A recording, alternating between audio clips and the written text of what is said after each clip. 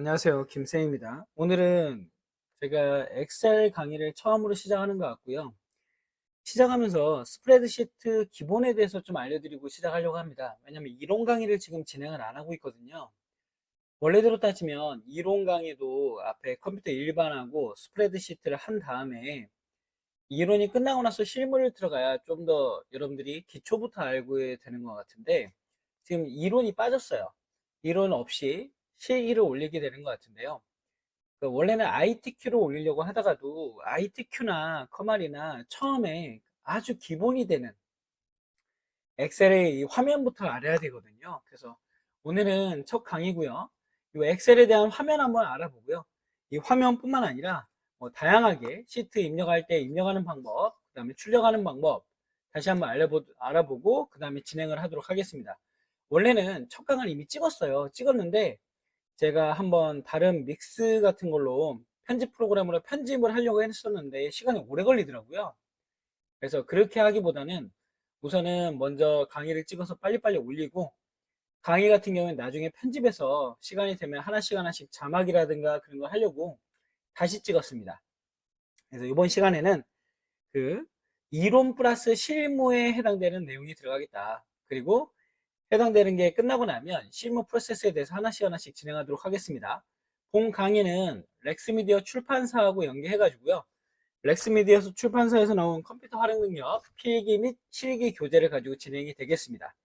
그래서 컴퓨터 활용 능력 필기 교재의 스프레드시트 그 과목에 대한 내용이 지금 병행해서 교육이 진행된다라고 보시면 될 것 같아요. 원래는 이 스프레드시트 같은 경우에는 여기 위에 보시면은 이 엑셀 창에 눌러보면 여기는 빠른 실행 도구 모음이라는 게 설정되어 있습니다. 그래서 원래는 우리가 이거밖에 거의 안 쓰죠. 저장하기밖에. 뭐 되돌리기, 앞으로 돌아가기 등등 여러 개가 있는데 필요한 내용을 갖다 선택하시게 되면 빠른 실행 도구 모음에 지정이 된다. 라는 거고요. 그 다음에 통합문서라고 되어 있는 이 부분은 제목창입니다. 제목창. 제목줄을 표시하게 되는 거고 그리고 우측에 보시면 제 이름 옆에 여기 리본 표시 메뉴가 있거든요. 이 리본이라는 건 뭐냐면 이 탭 밑에 이 회색 부분을 해가지고 이렇게 나와 있는 부분입니다. 이 부분을 우리가 리본이라고 불러요. 리본이라고 부르고요. 이 리본 부분을 나중에 여러분들이 없이 하시는 분들이 있더라고요. 가끔 가다 보면 이 상태에서 막 문제를 풀고 계신 분들이 있어요. 그럼 가서 알려주고 싶은데 이거는 그냥 더블 클릭하시면 자연스럽게 또 나오니까 혹시나 그 강의 보시기 전에 본인이 자꾸 봤더니 나는 할 때마다 이렇게 돼 하시는 분들은 뭔가 클릭을 하시다가 더블 클릭을 하셔가지고 여기가 없어진 거라 아무 탭에 가셔서 더블 클릭만 하시면 다시 나타난다 라는 걸 한번 알아주시면 좋을 것 같습니다. 자, 그 다음에 여기 X 버튼은 창 닫기 버튼이죠. 자, 그리고 밑에 보시면은 요 B16이라고 되어 있는 거 여기는 이름 상자라고 부릅니다. 이름 상자 이름 상자라고 부르는 거고요. 이 이름 상자 말고 여기 화면에 화살표로 해서 이렇게 확장 버튼이 있는 것들이 있거든요. 얘네들을 눌러 보시면 이 메뉴가 여기에다 다 담기 힘든 것들이에요 지금. 그래서 이 앞에는 자주 쓰는 메뉴를 갖다가 우리가 리본 메뉴에다 집어넣어 놨다면 리본 메뉴 없는 메뉴들은 확장 버튼을 통해서 셀 서식이라든가 다른 서식으로 들어가시면 된다. 창 조절 단추라고 부르죠 보통. 이걸 갖다가 확장 버튼이라고 부르시기도 하고요. 여러분들이 뭐 부를 때마다 다르더라고요. 사람마다 다 다르게 부르시고요. 자, 그 다음에 요 fx라고 되어 있는 건 함수 삽입, 함수 마법사라는 겁니다. 그리고 왼쪽 오른쪽에 보시면 이렇게 긴 타이핑을 칠 수 있는 공간이 나오죠. 이거는 우리가 뭐라 부르냐면 수식 입력줄이라고 불러요. 그래서 함수를 입력하실 때 여기다 입력하셔도 되고 직접 셀에다 입력하셔도 된다 라는 거고요. 그 다음에 지금 1, 2, 3, 4, 5, 6, 7 이렇게 가는 걸 행머리글이라고 부릅니다. 행은 1, 2, 3, 4, 5, 6, 7로 가고요. 열은 A, B, C, D, E로 이렇게 이어집니다. 이 A, B, C, D 알파벳을 열이라고 부릅니다. 그래서 지금 제가 B2셀을 찍었는데 B2셀이란 건 뭐냐면 B열과 E행이 교차되는 여기. 그래서 B2라고 이름 상자에 주소가 나오게 됩니다. 그 다음에 현재 문서를 우리가 워크시트라고 부르는데 이 워크시트에 보시면 워크시트라고 부르죠. 시트에 보시면 시트 1 추가하면 시트 2, 시트 3 이런 식으로 해서 워크시트를 요 플러스 버튼을 통해 가지고 여러분들이 추가시킬 수도 있어요. 그 다음에 보통 어떤 분들이 제 거는 왜 시트가 하나가 나오죠?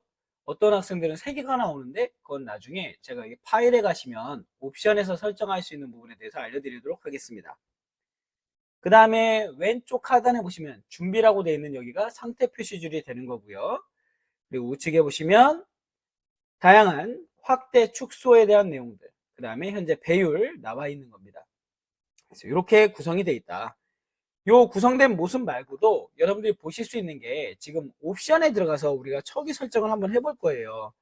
그래서 옵션을 한번 들어가 볼 겁니다. 옵션을 들어가시면 옵션에서 그 일반에서 쓰시는 거는 지금 현재 쓰고 있는 엑셀에 대한 글꼴, 폰트, 그 다음에 이게 그거죠. 아까 여기 밑에 보시면 제 거는 1로 되어 있기 때문에 여기 시트가 새 시트를 열 때마다 하나만 나왔어요. 만약에 이 시트를 3으로 해놓으면 지금처럼 3개가 열리겠죠. 그게 여기서 설정이 되는 겁니다. 그 다음에 원래 이 파일 옵션, 엑셀 옵션 같은 경우에는 건들지 않으시는 게 좋겠죠. 그래도 한번 듣기만 해보시면 됩니다. 수식 부분에 가시면 우리가 알아야 될 건 전부 다 보시지 말고요. 오류 검사에서 오류가 생기면 그 셀 창이 녹색으로 바뀐다. 보통 이거 다른 색으로 바꿔 쓰셔도 되는데 그냥 내비두시면 됩니다. 빨간색으로 바꾸시면 나중에 그 메모 삽입하고 겹치는 경우가 있으니까 녹색으로 그냥 놔두시면 되고요. 데이터, 언어 규정, 그 다음에 저장 여러 개가 있습니다. 언어, 접근성, 그 다음에 고급에서 우리가 좀 알아야 될 게 나오죠. 여기서 보시면 엔터 키와 그 다음에 시프트 키 눌렀을 때, 자 보세요. 지금 우리가 이 창에서는 여러분들 보시기에 좀 확대를 해서 보면 엔터를 누르게 되면 밑으로 내려옵니다. 그 다음에 시프트 키를 누른 상태에서 엔터를 누르게 되면 다시 위로 올라가죠. 탭 키를 누르게 되면 오른쪽으로 이동합니다. 시프트 키를 누른 상태에서 탭 키를 누르게 되면 왼쪽으로 이동하죠. 이렇게 엔터 키를 눌렀을 때 기본적으로 밑으로 내려가게 해줘 라는 게 아까 옵션에 설정이 돼 있었던 거예요. 그리고 이 엑셀 창에서는 시프트 키는 무슨 역할을 한다? 그죠? 반대 방향으로 가는 역할을 한다. 다시 한번 옵션에 들어가 볼까요? 그러면 고급에서 여기 나오죠? 엔터 키를 눌렀을 때 아래쪽으로 되도록 되어 있는 겁니다. 자, 그 얘기를 방금 전에 한 거고요. 요 소수점 자동 삽입이라는 것도 한번 알아보겠습니다. 자, 제가 이걸 3이라고 놓을게요. 예를 들어서. 자, 취소를 해보고 저는 여기다 1을 쳐보겠습니다. 그러면 지금 숫자 1은 1이라고 나오게 되는데요. 만약에 제가 여기다가 아까처럼 옵션을 바꾸고요. 옵션을 바꾸고 고급에서 여기서 숫자를 소수점 자동 삽입을 3으로 했다고 보시면 됩니다. 그리고 나서 확인을 누르면 여기다가 1을 치면 이제는 소수 셋째 자리가 나오는 거죠. 즉 우리가 숫자를 이용할 때 우리는 소수 셋째 자리, 넷째 자리 뭐 좀 세밀한 숫자를 갖다 작업하는 분야다. 그러면 지금처럼 초기 세팅을 해놓고 시작하시면 됩니다. 그러면 여기다 1000을 입력해야만 1이 나오겠죠. 이렇게 됐다. 저는 일반 숫자를 쓸 거라서 그냥 고급에서 다시 소수점 자동 삽입을 집어넣지 않겠습니다. 그거 말고도 밑에 보시면 다양한 내용들이 있어요. 그래서 여러분들이 지금 건들 건 많이 없고요. 그나마 설명을 드리자면 나중에 쓰시게 되는 게 뭐냐면 정렬할 때 사용자 지정 목록을 갖다 정렬에다 입력하게 되거든요. 원래는 여기 고급의 일반에 정렬 및 채우기에서 사용자 지정 목록 편집에서 하는 겁니다. 근데 여기서 안 하고 우리는 나중에 정렬 그 아이콘을 이용해서 하는 방법을 알려드릴게요.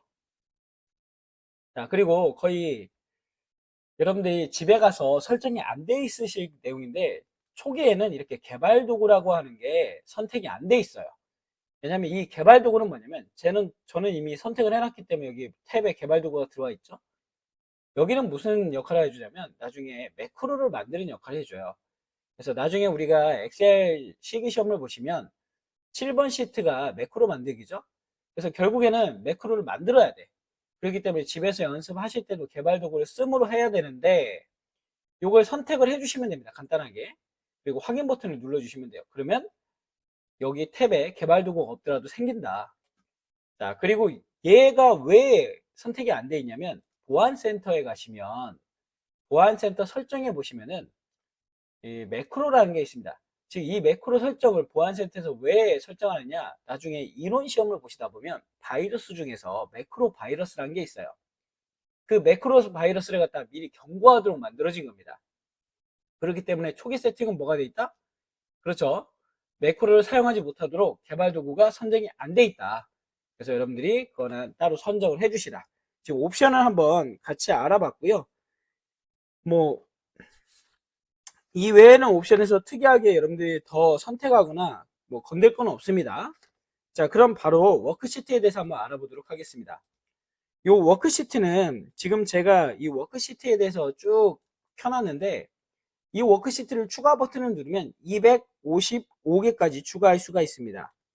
자, 그리고 이 워크시트 열은 보통 숫자가 너무 많아요. 제가 한번 볼까요? 이 워크시트가 얼마나 큰지 한번 보여드릴게요.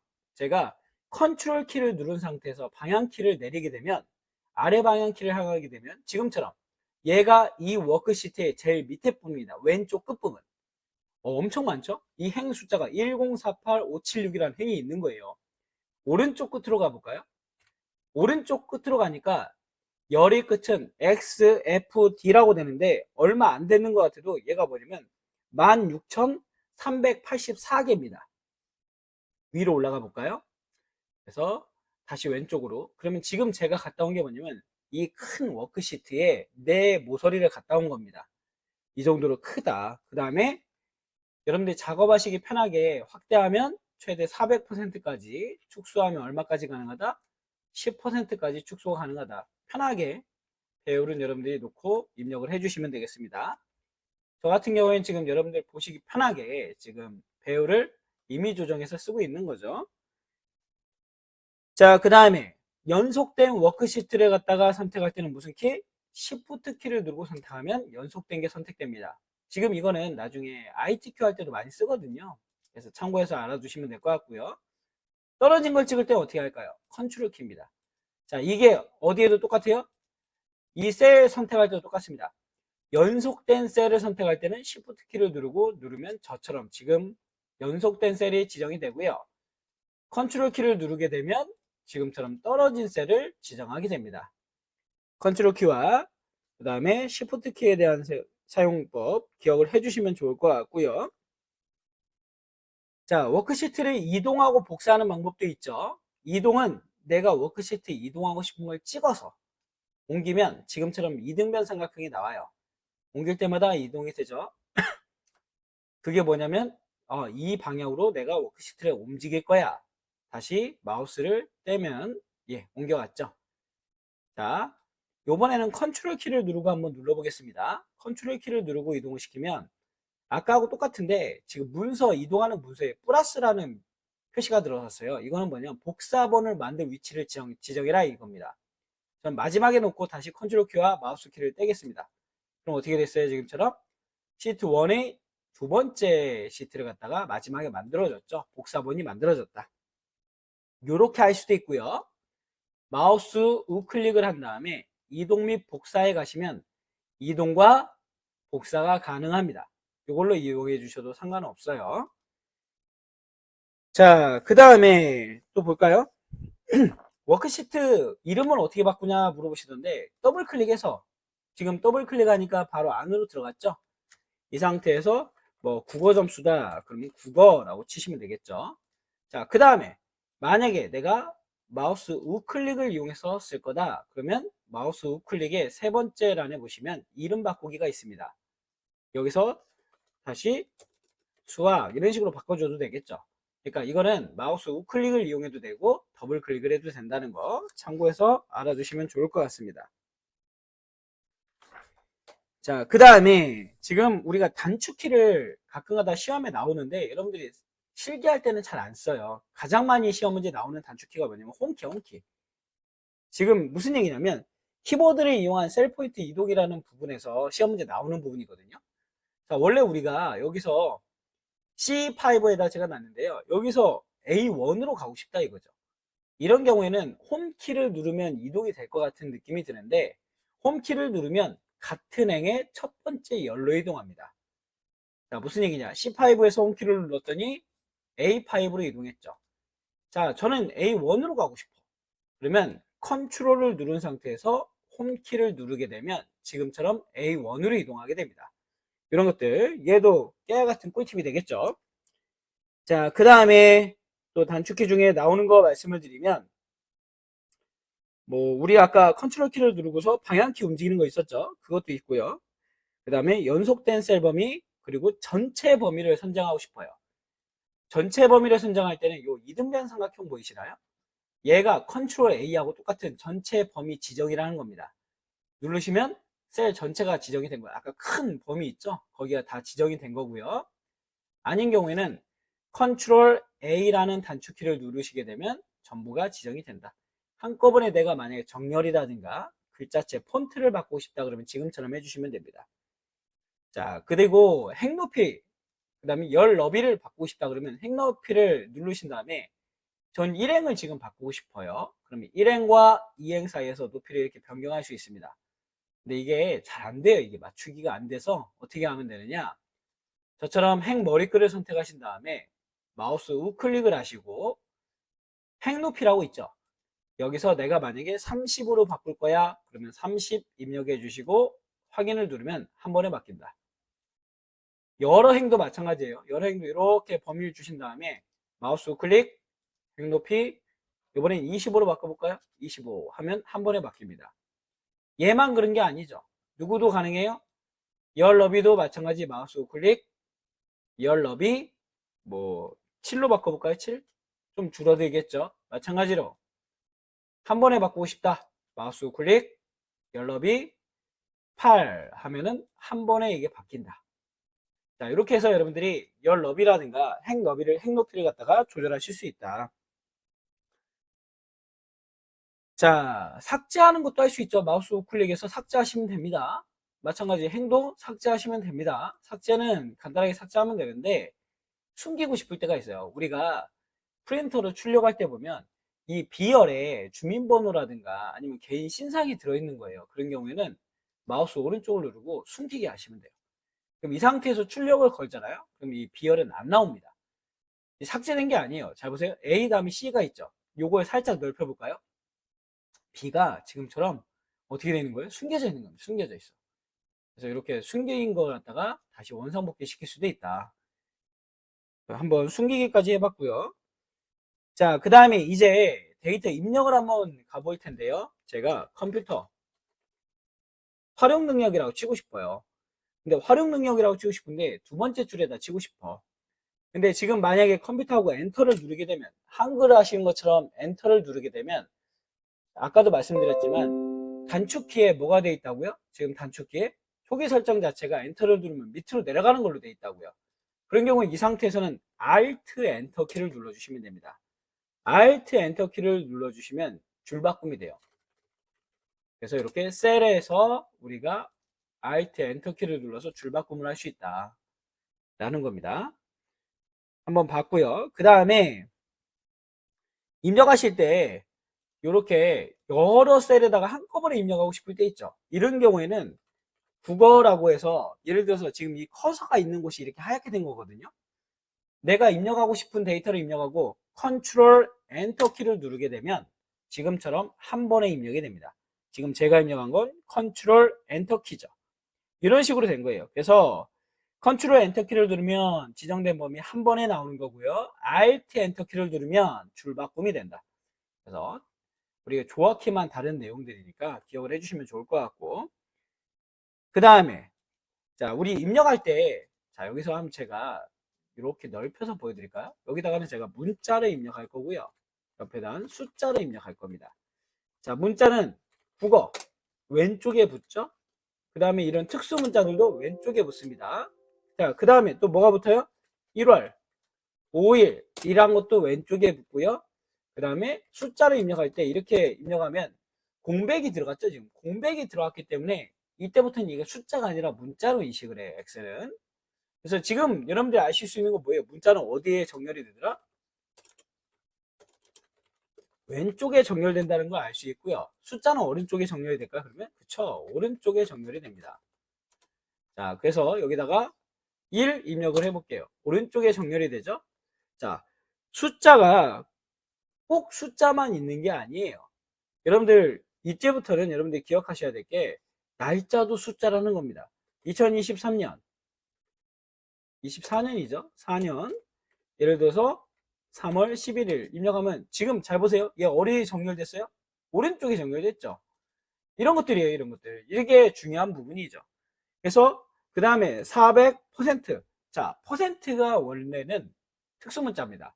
그럼 여기 보신 것처럼 이런 특수문자들이 있으면 왼쪽 정렬이 많은데 이때는 표시 형식으로 들어가요. 그래서 이런 경우에는 숫자로 인식이 된다는 거. 그래서 문자와 숫자에 대해서 알아보시는데 이런 경우도 있죠. 자, 제가 지금 문자를 입력할 때 앞에다가 작은 따옴표를 하나 붙였어요. 작은 따옴표를 붙이고 숫자를 입력하니까 이때부터는 이게 숫자로 인식이 안 돼요. 뭘로 인식이 돼요? 그렇죠. 문자로 인식이 됩니다. 그러면서 왼쪽에 이렇게 파란색 경고창이 뜬 거죠. 현재 지금 얘가 숫자긴 한데 뭘로 저장됐다고 알려주는 거예요? 텍스트로 저장이 됐다. 이걸 얘기해 준 겁니다. 이걸 어떻게 입력했다? 작은 따옴표로 붙이고 입력했다. 상당히 중요한 부분이죠. 1번 시트에서 가끔 나오는 내용들입니다. 자, 이런 것들 나중에 어차피 문자, 숫자 자세히 입력하는 거는 좀 이따가 설명을 드릴 거예요. 그래서 간단하게 한번 봤고요. 아니면 다음 강의에 설명을 드리도록 하겠습니다. 자, 그 다음에 자동 완성 기능 한번 또 볼까요? 자동 완성 기능이란 건 뭐냐면, 자, 국어, 영어, 수학. 봤어요? 그랬더니 여기다 국어를 치려고 봤습니다. 국어를 치려고, 국어를 거는 영어를 쳐볼까요? 영어를 치니까 0자만 치니까 자동으로 들어갔어요. 이런 걸 우리가 자동 완성 기능이라 불러요. 얘는 Alt 키를 누른 상태에서 방향 키를 밑으로 내리면 지금 내가 입력할 수 있는 거 이런 것들이 나오기 시작하는 겁니다. 이렇게 입력할 수 있다. 근데 얘는 자동 완성 기능은 누가 안 돼? 숫자나 날짜는 안 됩니다. 왜 날짜는 안 되느냐? 아까도 제가 날짜를 정렬을 시켜보니까 오른쪽에 붙었죠. 이 엑셀이라는 애는 1900년도 1월 1일을 제가 한번 보여드릴까요? 1900년도 1월 1일을 똑같이 1900년 1월 1일로 놓겠습니다. 얘를 갖다가 뭐로 인식해요? 얘를 표시 형식이 지금 날짜가 아니라 숫자로 바꿔볼까요? 그러면 1로 표시합니다. 즉 결국에는 엑셀이 날짜를 카운팅하는 건 어떻게 카운팅하냐면 1900년 1월 1일을 1로 놓고서 계속 카운팅을 하고 있는 거예요. 그래서 날짜를 갖다가 지금처럼 계산이 가능한 겁니다. 그럼 물어보시겠죠. 날짜는 그럼 사칙연산이 가능할까요? 가능합니다.